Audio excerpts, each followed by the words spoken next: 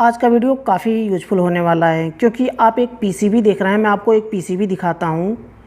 देख सकते हैं कितनी बुरी तरह से ये जला हुआ है। इसका क्या रीज़न है? आखिर इस तरह का पीसीबी इस तरह से ब्लास्ट कैसे हुआ? कंप्लीट आज हम सीखने वाले हैं। जो मेरे साथ हुआ है प्रैक्टिकल में, उसे मैं आप लोगों के साथ शेयर करूँगा। क्योंकि यह अगर एयर कंडीशनर फील्ड में काम कर रहे हैं तो एक ना एक दिन ज़रूर आपके सामने ये प्रॉब्लम ज़रूर आएगी। आखिर क्या रीज़न था, किसकी वजह से ऐसा हुआ है? इसके अलग अलग रीज़न होते हैं, तो सारे रीज़न जितने भी होते हैं सबको मैं बताऊंगा, लेकिन मेरे साथ क्या हुआ है इसको मैं बताऊंगा। इसलिए वीडियो को कंप्लीट देखते रहिए। उससे पहले मैं बताना चाहूँगा, चैनल को सब्सक्राइब नहीं किया तो चैनल को सब्सक्राइब कर लें। और अगर आप हमारी वीडियो को फेसबुक पर देख रहे हैं तो हमारी फेसबुक पेज को फॉलो कर लें, ताकि जितने भी ऐसे इंपॉर्टेंट वीडियो मैं बनाऊँ आपको नोटिफिकेशन मिल पाए और वीडियो को देख पाएँ। तो अभी आप ये देख सकते हैं, ये है बैकग्राउंड में ये पीसीबी। मैं किसी गूगल से मैं ये डाउनलोड नहीं किया हूँ, बल्कि मैं अपने एयर कंडीशनर से मैं इसको कैप्चर किया हूँ। अपना खुद का पीसीबी है जो कि मेरे साथ में मैं इस केस को सॉल्व किया हूँ। क्या फ़ॉल्ट था, किस वजह से इस तरह का पीसीबी जलता है, जो मेरे साथ में हुआ है उसे तो हम लास्ट में डिस्कस करेंगे, लास्ट में बताऊँगा। लेकिन क्या क्या रीज़न हो सकते हैं इस तरह का पीसीबी जब जलता है, बिल्कुल ब्लास्ट हो जाता है, तो उसके क्या क्या रीज़न होते हैं? तो पहले हम बात करते हैं कि पहला तो आउटडोर में कहीं तो शॉर्टिंग होती है। सर्किट जो होता है ना आउटडोर का, आप देख सकते हैं इस तरह से। आउटडोर में इंडोर से जाता है आउटपुट सप्लाई और आउटडोर में कनेक्ट होता है। आउटडोर कनेक्टर से निकल करके फैन मोटर के लिए जाता है, कैपेसिटर में जाता है, कैपेसिटर से कंप्रेसर में जाता है। तो इसी बीच में बहुत ज़्यादा सर्किट डायग्राम नहीं होता है। ऐसा नहीं कि आप देखें कि ये बहुत ज़्यादा वायर है, घबरा जाएं देख करके। कुछ भी नहीं होता है। एक फ़ैन मोटर के लिए जाता है, एक कंप्रेसर के लिए जाता है, कैपेसिटर से हो करके, बस इतना सा ही होता है। नॉर्मल एयर कंडीशनर में, नॉन इन्वर्टर में, इन्वर्टर हो या फिर नॉन इन्वर्टर हो, दोनों में ये फॉल्ट हो सकता है। इस तरह का प्रॉब्लम पीसीबी जल सकता है। तो पहला तो शॉर्ट सर्किट, आउटडोर में कहीं तो शॉर्ट सर्किट है, जैसे कि न्यूट्रल और लाइन जो कंप्रेसर का, खास करके अब ये भी समझ लीजिए खास करके कहाँ पर इस तरह का शॉर्टिंग होता है और कैसे होता है। अगर आउटडोर में शॉर्ट सर्किट है, शॉर्टिंग है न्यूट्रल फेस, तो कैसे होता है इसका मैं लाइव वीडियो में बना रखा हूँ। कि एक बार मेरे साथ में और ऐसा हुआ था, जो कि आउटडोर में, तब पीसीबी मेरा फूका नहीं था, पीसीबी बच गया था, केवल फ्यूज उड़ा था। तो उस समय मैं लाइव वीडियो में बनाया था और दिखाया था कि किस तरह से फॉल्ट होता है, आउटडोर में शॉर्टिंग कैसे होती है।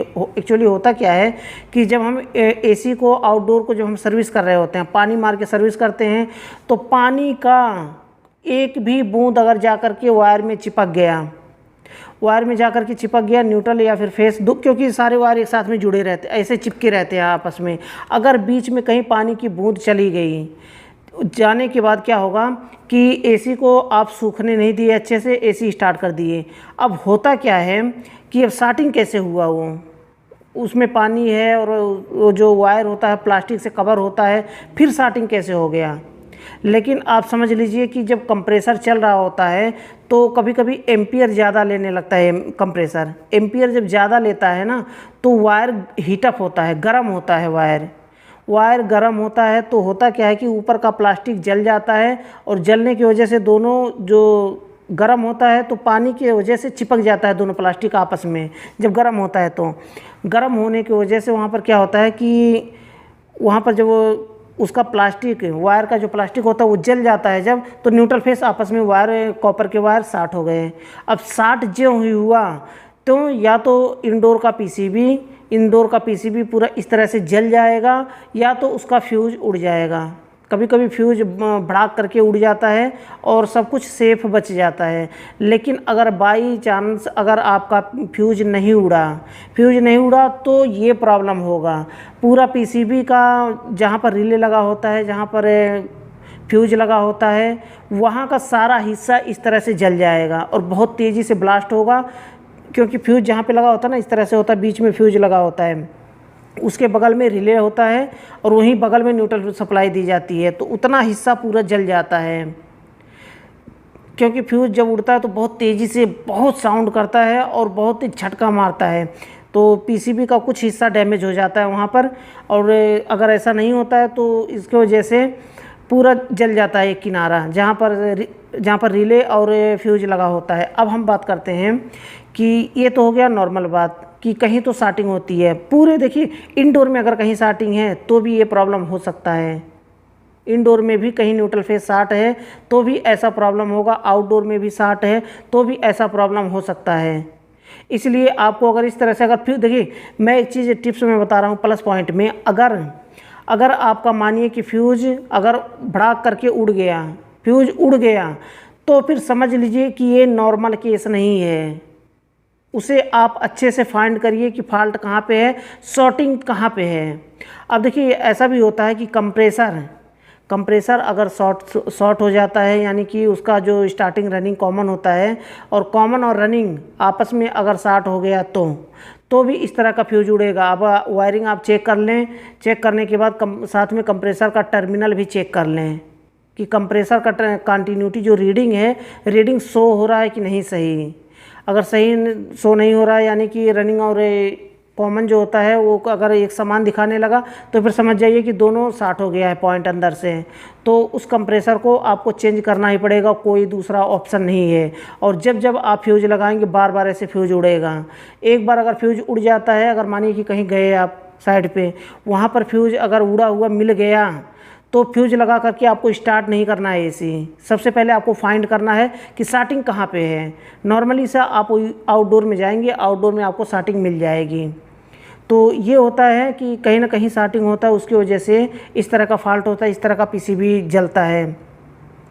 अब मेरे साथ में क्या हुआ है मैं आपको शेयर कर रहा हूँ एक्सपीरियंस, जो मैं उसको फिक्स किया हूँ। मेरे एयर कंडीशनर में क्या हुआ था कि जब फ्यूज उड़ा है तो पीसीबी पहले मैंने निकाला, पहले आउटडोर में ही चला गया। मैं आउटडोर में जा कर के मैं देखा, आउटडोर में कुछ नहीं मिला, कुछ भी नहीं मिला। कंटिन्यूटी में रीडिंग में चेक किया, कंप्रेसर सही है।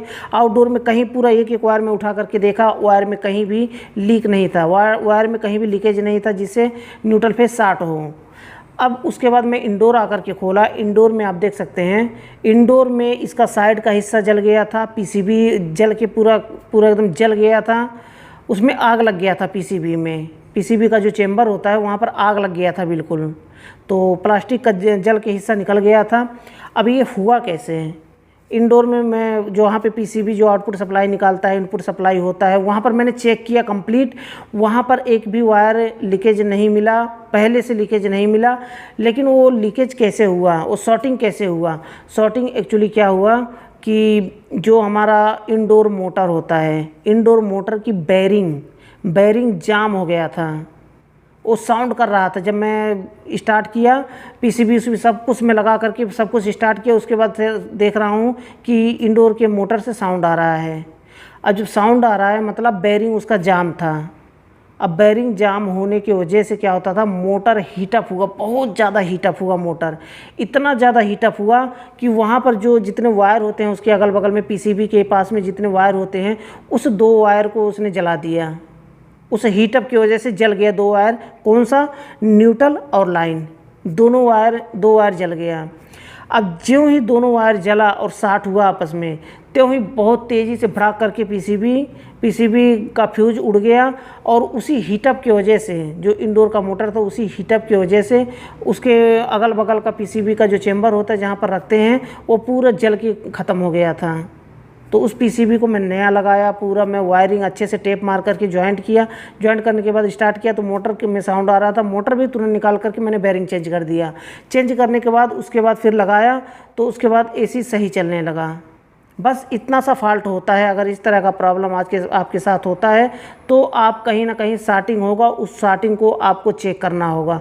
चेक करके उसे फिक्स करिए, वायर मारिए, वायर टेप लगाइए वहाँ पर, उसके बाद फिक्स हो जाएगा, आपका एयर कंडीशनर फिर से चलने लगेगा। तो ये छोटा सा वीडियो था और काफ़ी इंपॉर्टेंट जानकारी थी। अगर वीडियो पसंद आया तो वीडियो को लाइक ज़रूर कर दें। लास्ट में बताना चाहूँगा, चैनल को सब्सक्राइब नहीं किया है तो चैनल को सब्सक्राइब कर लें और बेल आइकन को प्रेस करके ऑल पर क्लिक कर लें, ताकि जितनी भी वीडियो मैं बनाऊँ आपको सबसे पहले नोटिफिकेशन मिल पाए और वीडियो को देख पाएँ सबसे पहले। अगर आप मेरी वीडियो को फेसबुक पेज पर देख रहे हैं तो हमारे फेसबुक पेज को फॉलो कर लें, ताकि जितनी भी वीडियो मैं बनाऊं आपको नोटिफिकेशन मिल पाए और वीडियो देख पाएँ।